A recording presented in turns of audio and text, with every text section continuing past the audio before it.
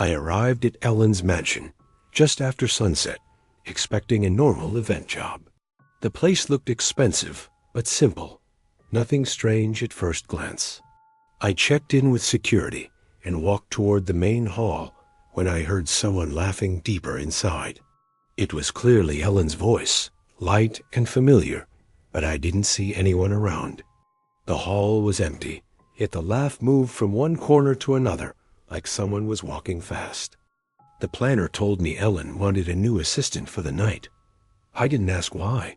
Money was money. As I walked through the glass hallway, I noticed something off. My reflection in the panels wasn't matching perfectly. It moved with a small delay, like a bad video call. I waved once. It waved later. I stepped back. It leaned forward. I thought the glass was warped, but each panel showed the same strange delay, too exact to be an accident. Guests arrived quietly, all dressed like they knew each other, but choosing not to talk.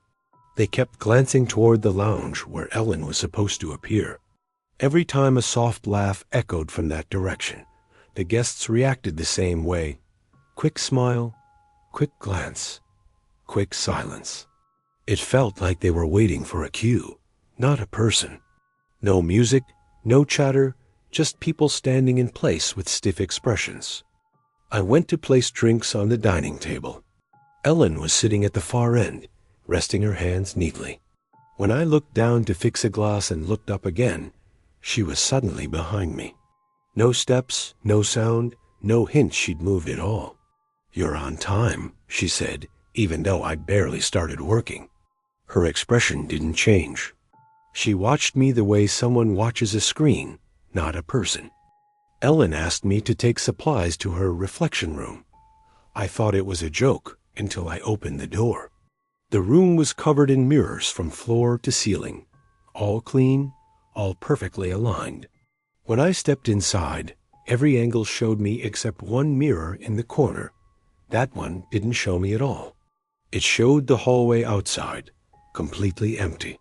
I checked behind me. Still nothing. The mirror showed more than the room did. Ellen walked in behind me. I didn't hear the door open. "Stand in the middle," she said. I stood there, unsure what she wanted. Only one mirror stayed bright, the one directly ahead. My reflection didn't copy me correctly. Its breathing didn't match mine. Its shoulders moved slightly before I moved. I lifted my hand slowly. The reflection paused, then lifted its hand faster than I did, like it wanted to get ahead of me. I leaned closer to see if it was a trick. My reflection leaned too, but its head tilted in the opposite direction, like it was studying me. Then something else appeared in the mirror behind my reflection. Not me. A tall shape, standing still, no face, no details, just size. I turned around quickly, but the room behind me was empty. "Don't react too fast," Ellen said calmly. "He doesn't like being noticed that way." Ellen gestured toward the circle of mirrors. "Stand closer," she said. I stepped forward, feeling uneasy. The mirrors reflected everything except the far corner, where the tall shape appeared again. It didn't move, but its presence felt deliberate. I tried to focus on Ellen, but my eyes kept drifting to the corner. She watched me silently, calm, like she already knew I couldn't look away for long. A guest whispered something, but no one responded. Everyone's attention was on Ellen. I noticed their heads twitching in sync, small jerks that didn't match conversation. The tall shadow in the mirror seemed to lean slightly, observing. I blinked, and it was gone. I spun around, but the hallway behind me was empty. Ellen's voice called softly, "Don't worry, you'll see him again soon." Ellen moved closer to me, her hand pointing at the mirror. "He follows," she said casually. I looked back. The reflection of the shadow had returned, taller, stretching its limbs in odd angles. I stepped away. My reflection didn't move at the same pace. The guests remained frozen, only their eyes tracking the shape in the mirror. I realized the mirrors didn't just reflect the room, They reflected something else entirely. I tried to walk around the circle, but each step made the shadows shift slightly. My reflection moved out of sync. The tall figure appeared in different mirrors at once, as if it could bend reality to show itself anywhere. I swallowed hard. Ellen smiled. "It learns quickly," she said. "You'll need to be patient." I didn't understand what she meant, but I couldn't stop staring. It was waiting, just like she was. The guests suddenly shifted positions, moving as one toward the mirrors. I felt trapped. The tall shadow appeared behind me again, exactly where I hadn't been looking. I turned nothing, but my reflection in the mirror showed the shape reaching for me. Ellen stepped aside calmly. "Go on," she said. "See him fully." I didn't want to, but my reflection insisted, showing more than I wanted to see. Before we go any further, take a moment to hit subscribe and leave a quick comment to stay tuned for the next story. I stepped closer to the mirror. The shadow seemed to stretch out, leaning toward the glass. My reflection showed fingers touching me, though nothing in the room did. I flinched. Ellen watched silently, expression unreadable. The other mirrors reflected the normal room, but that single mirror revealed the shadow clearly, moving independently of my reflection. I realized it wasn't attached to me. It was attached to something else. I tried to step back, but the room felt different. The hallway I'd entered from seemed farther away, almost like it had moved. Ellen followed calmly. "It likes the chase," she said. I looked at the mirrors again. The shadow was everywhere now, in multiple reflections at once. I didn't see it in reality, but my reflection acted like it was there, reacting to something I couldn't feel. The room was quiet, but tension built quietly, without sound. Ellen led me down a hallway lined with more mirrors. The layout didn't match what I remembered. Doors led back to the same room, or vanished entirely. I stopped to check a mirror my reflection didn't match me.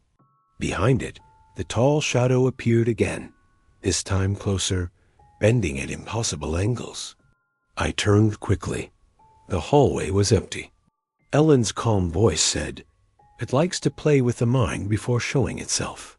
I tried to keep walking, but every turn led me back to the reflection room. The tall shadow shifted in the mirrors, as if following my reflection, not me. I noticed the guests had formed a silent line, all staring at the same corner. They didn't move or speak, only their eyes tracked the mirrors. Ellen stayed at the center, watching, her expression unreadable, like she expected this. One mirror finally showed my reflection matching me again, but the tall shape was there too, standing slightly behind. I tried to step away, but my reflection lifted its hand faster than I did, pointing directly at the shadow. Ellen whispered, "It wants recognition. Don't make a sudden move." I froze, realizing the figure acted independently of me, yet somehow mirrored what I did next, as if testing my reaction. I noticed small details cracks on the floor that weren't there before, lights reflecting strangely in some mirrors, showing angles that didn't exist. The tall shadow moved between mirrors instantly, sometimes appearing behind guests, sometimes only in reflections. I wanted to look away, but Ellen's gaze held me in place. She finally said, "This is how it learns about you." The shadow bent its limbs unnaturally, reaching closer to the mirrors. I could see its hand stretching toward my reflection, but nothing was behind me. Ellen stepped forward, almost gently, and placed her hand on the mirror. The figure mimicked her, pressing its hand against the glass.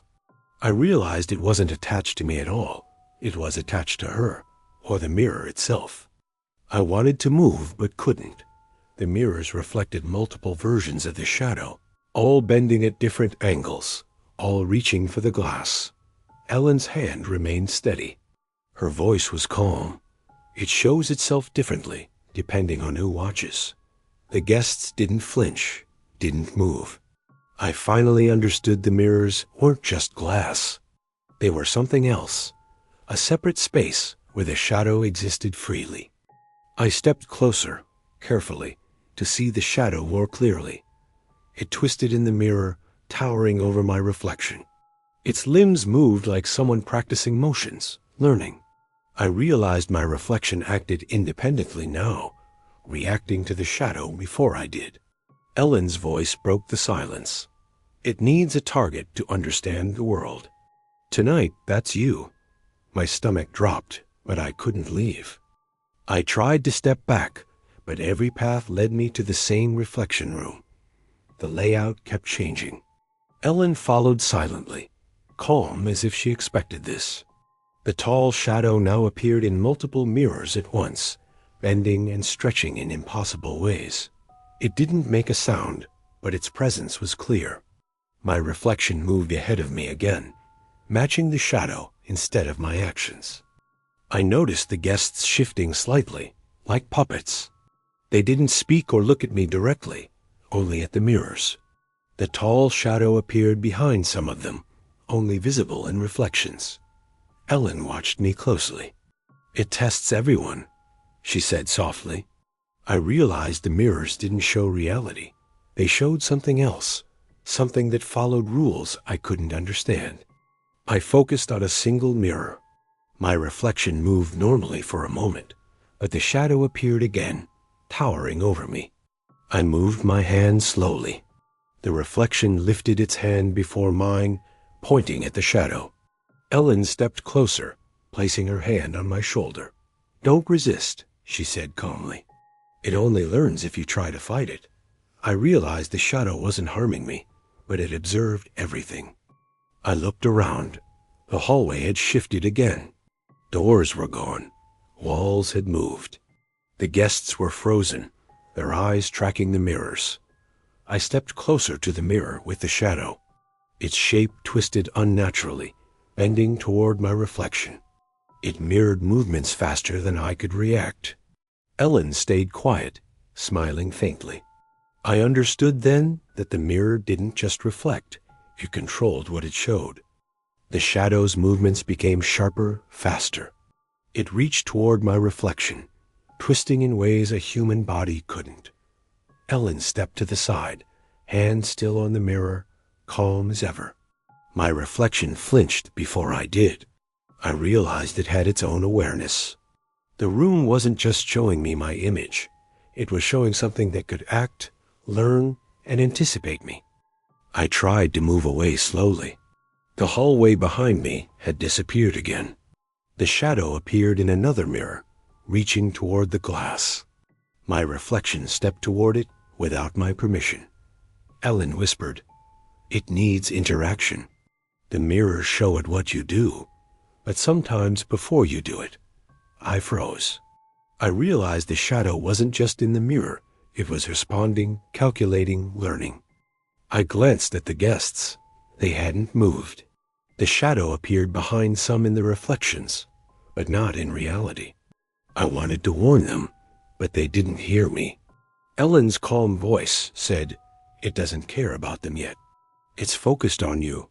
My reflection continued to act independently, hands lifting toward the shadow before mine moved. I felt trapped, knowing every action was already predicted. I tried stepping back again, but the doors I remembered were gone.